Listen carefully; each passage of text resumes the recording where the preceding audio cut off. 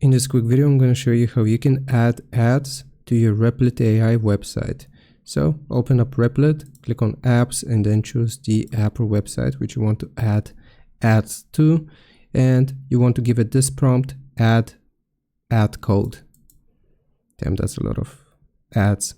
Now it is going to ask you for the type of ads, and we will click on a custom ad placement where you can paste your own ad code.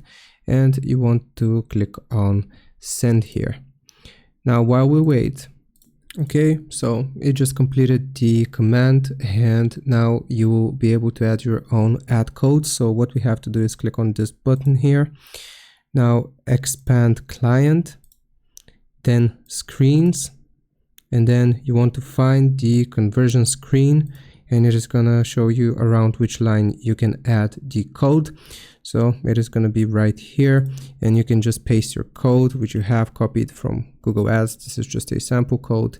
Afterwards you will save your project, and that is how you add ads to your Replit AI website or app. Hope this helps. Leave a like and sub. I'll see you next time.